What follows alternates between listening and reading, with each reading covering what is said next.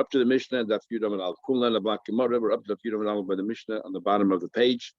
So basically, what we are learning so far is, which is very interesting. We're starting in Masechet Nedarim, and the first thing we are learning about is all the ancillary Nedarim. So we learned the concept of Yodos, which is what we learned till now. We make an incomplete sentence, but it is Yodayim Mechichas where it's compelling. We know exactly what you wanted to say, but just you didn't complete it. So where Yodos works, like by Nada, by Nazir, fine. Then we have all these questions regarding Tzedakah and Hefker and Peya and Kedushin, whether there's Nazir, whether there's Yad there at all, even though we know what you mean, but you didn't make a complete sentence. Then you have Yodayim She'ein Mechichas where it's an incomplete sentence, and you can go either way. And whether that works, we had a machlekes Abaye Rava and Shmuel, and so on and so forth. So we did Yodis. Then in the Mishnah it talks about Kinuyim. So now we'll talk a little bit about Kinuyim. Mishnah. Somebody says either to his friend or about himself, these words, koinim, koinich, koinis. These are all words that don't really have any meaning on its own. Hare'elu Kinuyim. Carbon. These are considered kinuyim. Kinuyim is like a slang, exactly like a nickname.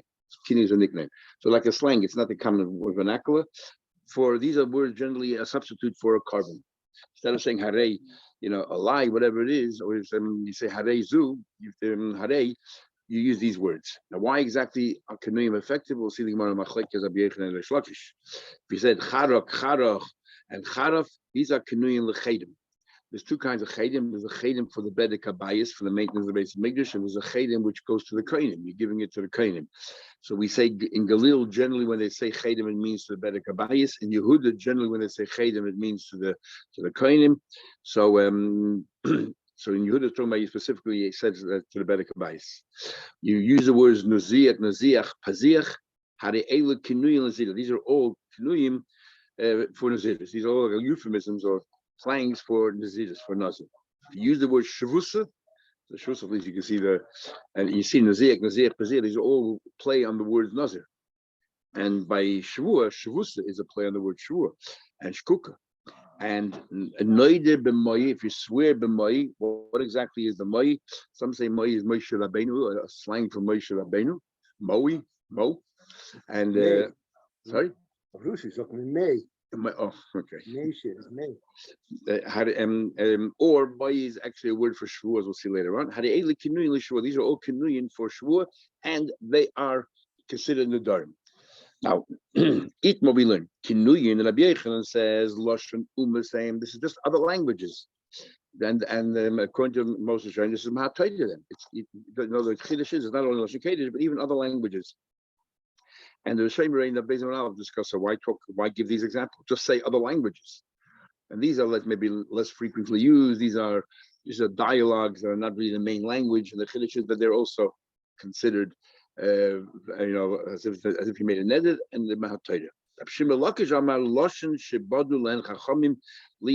These are words that Chachamim invented to use instead of the general text and to make a neder. Why? We'll see in a minute why. Big Machlekes is saying, according to the Shlakish, whether then this is Mahatayra or only Midrabban. Some say it's only Midrabban because these are words that they have no meaning. So the Rabbanon said that these should be treated like a neder, a nazir, a carbon. Other Rishonim hold all these Rishonim are not here, but the Beis Aleph. Other Rishonim hold that this is actually Mahatayra. Once the Chachamim came along and said these words mean a neder, then when you said it, that's what you had in mind. And in fact, he goes, another question is, when we say, we mentioned once before, when you say by neder, you have to verbalize it, is the pshat that the reason why the neder is a neder is because you thought about it? It's your thought that makes it a neder, but your words are just revealing to us what your thoughts were. Or the words are actually what's enacting the neder. And maybe you can explain, that's the machlekes, whether, according to the Shlakish, it's Mahatayra or Midrabbanan. If you hold the words themselves is what activates or enacts the neder, these words have no meaning. Just words invented by the Chachamim, so then it should only be Midrabbanan. But if you learn that words are merely there to reveal to us what your thoughts are, so then, and the Chachamim are saying it's a good idea to use these kind of words, but your thoughts is what makes the neder, then in your mind, you have a neder that's Mahatayra. Now, then he says, V'cheinu oimer. Now this is very odd, so many Rishonim actually delete part of the Gemara. The Shlakish is explaining why he uses the word badu.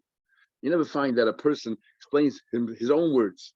If you have a word in the B'naisa, you'll find the Gemara and the come along and saying this word that you find in the B'naisa is based on this pasuk. Here, the way you look, the Shlakish is talking and he says, I use the word badu. The chenu aimer, where do you find the word badu means invented? It says in the pasuk, "B'chodesh," in that month, asher bodem aliba, that he invented from his heart. It's talking about there that Yerobah made over there a different mizbech, and he told the people not to go to Shleim and what to go there. But I want you to know you have the word bodem over there. Odd. So that's what many shame delete this part. Now, why? The time might get about Kinuyin. What you need it for? If Kinuyin are words invented, why do Chacham have to bother invent words? Just speak in any language. Speak in English, whatever. Why invent these words? To avoid a problem. Which problem are they trying to avoid? To prevent the lema carbon. We don't want you to say the word carbon. So the more of a lema carbon. What's the big deal? You want to make a carbon. What's wrong if he says in Lashon Kodesh, I'm making a carbon? Why do you have to give him words which are koinim? Why that? Dilma, we're worried if you're going to say carbon, you might say the next word, which is in the Torah, Omar carbon Lashem. You're going to say that this animal should be a carbon to the Eibishter. Nu, v'leim a carbon Lashem. What's wrong with that? It's a mitzvah to make a carbon. What's wrong with saying the Hashem's name?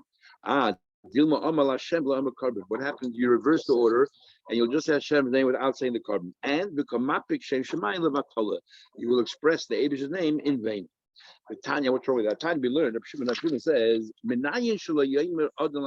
how do you know when a person brings a carbon, we don't want him to say the words La Hashem Oila, La Hashem Mincha, La Hashem Toida, La Hashem Shalom, all those kabbalas that you can do on a voluntary basis. We don't want you to say Hashem's name first. Talmud Leimer, because it says in the pasuk, carbon La Hashem. It says right in the beginning of the week, as a preface, all the kabbalas, it says, tell the people, Adam ki yakim mikem carbon Hashem. The pasuk says Hashem carbon. Why does the pasuk say carbon Hashem? To tell you that that's how you should speak. And we don't want you to say the word Hashem first and then say the word carbon. Especially when you're scared, maybe you're going to die or something, and you're not even going to make it to finish. And the last word you said was Abish's name in vain. Says the Gemara, that person's intent was to do the right thing. He wants to bring a carbon, and you tell me how cautious you have to be not to say Hashem's name first. The Torah says carbon Hashem. So somebody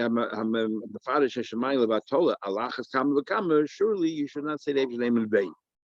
Now, we already learned before, as Hashem Lekecha, we had in the Ran, Hashem Lekecha Tishmar, you have to be careful of Hashem's name. Hashem Lekecha Tira, you have to fear Hashem's name, you not say Hashem's name, or others say, let's see Hashem Lekecha Shab. Here the Gemara brings a third mocker that you shouldn't say Hashem's name in vain. That's why it says in the Ran, Karmel Hashem. Based on this, the Yehuda Yala writes, Maria Sad, he writes a very interesting thing, why the meaning of Ilam is to say Shalom Aleichem and the response to Aleichem Shalom. Why don't you answer the same thing back, Shalom Aleichem? So he uses this Gemara to explain as follows. Shalom is the Eibish's name. And we don't want you to use the Eibish's name first. Because what happens, you say the Eibish's name and you don't say the next part, and if you die right then and there, you said the last thing you did was said Hashem's name in vain. But we have a Gemara in Seidah Chabez, Shema Mitzvah Lo Yodara. If you're doing a mitzvah, you'll never do any bad. Rabbi Yechon says you should always mekabel kol podem kol adam. You should be the first one to greet someone. So when you said Shalom Aleichem, you're doing a mitzvah of greeting that person. So the mitzvah of greeting that person protects you, so you can say Shalom Aleichem, like your Boya said over there in Rus. However, the response already is not a mitzvah, not a mitzvah. You can't say Shalom first. You have to say Aleichem. How do you have one of the Yasar having a mouth, so it's in the middle of making Kiddush, and he couldn't complete the bracha until they killed him like a wild son? He was in the middle of a mitzvah. Yeah, good question. Why would they kill it all? They learned Torah. We had more insight to that. If you learn Torah, if you learn Torah, it protects you even when B'shas Ma'aseh and Lo B'shas Ma'aseh. Who were these 10? Zoya says that those 10 were connected us. There's the 10 Shvatim that sold Yosef. And Rabbi Akiva, actually only 9 Shvatim sold Yosef because Binyamin wasn't there, Yosef didn't sell himself, and Reuben wasn't there. Only 9. They pulled the Eibishter in, and there was 10. And Akiva was Machapa the Eibishter. There's a beautiful word, and I can't remember who it is. I think Shushan Asapoli. It says the last, very end of Chokaisa, it says, "V'chol ma'aser boker v'tzoyin kol asher yavad tachas hashaved v'asidi yikolos l'Hashem." Talks about ma'aser, so that you should give ma'aser of your cattle, and everyone goes under the stick, the rod, and the 10th one is kolos l'Hashem. So he said like this: "V'chol ma'aser is oshetevos. V'chol is v'chilam." Why? Ma'aser is mes akiva. Why did Akiva pass away? Shahaya Roya, next two words in the Torah Boker. He was a Nasi Hadoy. Why did he pass away? So Kol Asher Yaver, all the other ones who passed away are the 9 Tachas Hashavim to represent the word of Shvatim. The Hasidi, or the 10th of Akiva, the Kodesh LaHashem. Anyway, getting back to the Gemara here. Surprised I remember the book. Anyway, back to the Gemara here. Lema Tanoi. Let us say it's actually Machlekes Tanoi. This as whether Kinuyim is a Loshen Shabbat Chachamim invented, or whether it's just different languages. It's got a Machlekes Tanoi. What's the story? Shami says Kinui. What about a slang of a slang? You used a word to, we'll see a few examples later. It's the word kaniyach. Let's say you made a makniyach. You took some of these words and you added another slang to it. What happens then? Mishama says, even kinui and asur, you have to treat it like a neder or carbon, whatever it is you were talking about. And they said, that far we don't go. And what's the argument? My love. One says that Kinu is Asik, so holds Kinuyin Loshen Umasun. He holds that Kinuyin is other languages, and therefore any other Kinuyin, some people speak that way as well, and therefore it should be considered an or a Nazir, whatever it is. The man Dama Mutar Basil says that it's mutter because he holds Loshen Shibadu Lehen Chacham. He holds it's a language that Chacham invented. And if only the word Chacham invented is a key to anything else, it's not part of it. So the problem is, comes out that Yechon follows Beishamai. Because Beishamai is the one that says, Loshes Bon Chacham, how can Beishamai, okay, but still ain't a Mishnah. Beishamai, he registers as an opinion. How can Rabbi Yechon follow Beishamai? So we're going to give two different answers how Rabbi Yechon also can learn that Beishamai and Beisil agrees with it. Like, everyone agrees that it's other languages. So what's the machlekes? It's only a few people, certain dialects. You go to certain regions of the country, very far north, very far south, somewhere that people speak in this dialect. Bishame says enough people speak about it, speak the dialect that we consider our language. Bishame somebody bahani nami mishtayum, they also talk that way. So when we say, it says if you read the story, we're talking about the 70 languages and so on and so forth. These are like the main languages, but they have many offshoots, many different dialects. Sometimes you can't even recognize its origins. And Beishamai says even if a number of few people speak, that's enough. And Beisil Savni, not enough people speak in that language to say it's considered a language, and therefore we are going to. I was reading there are hundreds and hundreds of languages that are dying because there's nobody left, even Aboriginal languages. There's nobody left who actually speaks that tongue. Some people will say we're writing about Yiddish. That Yiddish is a dying language. Rabbi, if I got a minute, I just tell you that there's a academic somewhere, and what he does is an Indian guy. What he does is where there's a dying language, he translates a book into that language in order that language is preserved, like a novel. Anyway, he was under the impression that Yiddish was a dying language. So he did and when he does these translations, it's only an academic work, so it's 400 or 500 copies they sell. Anyway, he translated. He translated Harry Potter into Yiddish, and he couldn't believe he sold 10,000 copies. They couldn't keep up, all in Williamsburg. Wow, heady. Wow. Okay, interesting. Instead of Harry Potter, maybe the nationalist. Well, it's not a dying language. It's a language that many Gedolei Yisrael, and actually there are many Sforim written in Yiddish over the years. That's right. There's a big controversy when they translated the first Chumash from times in Nedarim Yehuda. Sam Sefer, they translated it into German and into Yiddish, and the Nedarim Yehuda put in a chedim. They didn't think it was a good idea. But nevertheless, we have Beis Yehuda. We all growing up. We had the Chumash Beis Yehuda, and that's how we learned Chumash. So it was good. No, I take it back. Yiddish is not a dying language. What language do you think Mashiach will be talking about? The only shy that's the Frage is when I was in Caracas, Venezuela, because the Ashkenazim were like 50% of the population of Sephardim, all the Sephardim were business learned how to speak Yiddish because the Ashkenazim didn't speak, English wasn't a language, Spanish. They all came from Russia, Poland. They didn't speak a word of Spanish. They all spoke Yiddish. So it was very nice to hear all the Sephardim speak Yiddish. At least essential words. Okay, let's continue So that's Rabbi Yechon says even Beis Hillel can agree with me. The only arguing that's considered a language or not. Number one. Another way of learning it, Viba is saying, I can tell you, Beshame Sabri Gazrinan Kinui Mishum Kinui. Everyone knows that it's a language.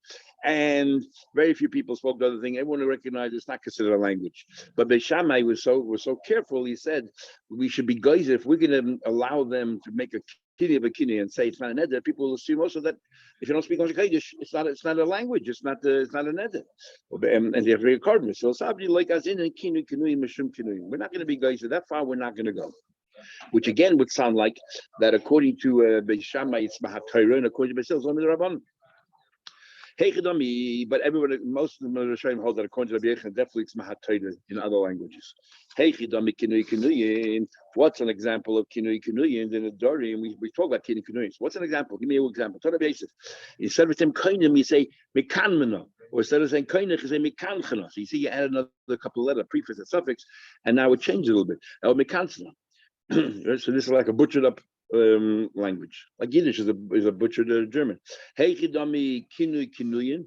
The Chaydim, what's the example of Chaydim about Kinuyin? So Tony Mavshah.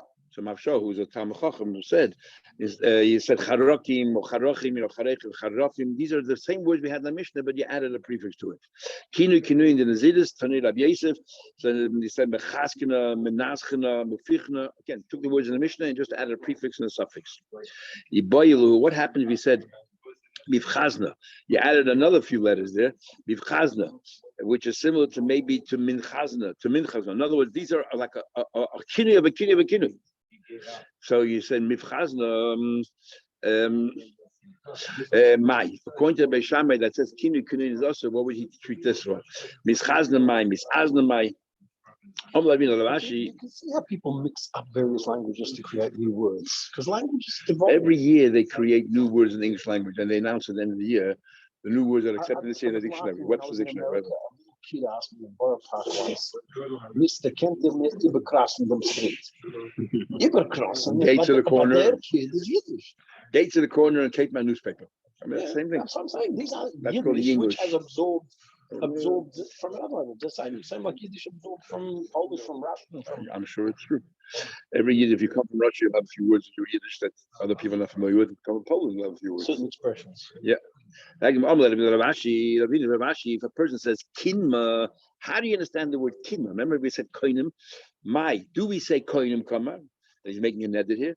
He's talking about kinama besa. He's talking about one of the spices. What is he trying to say?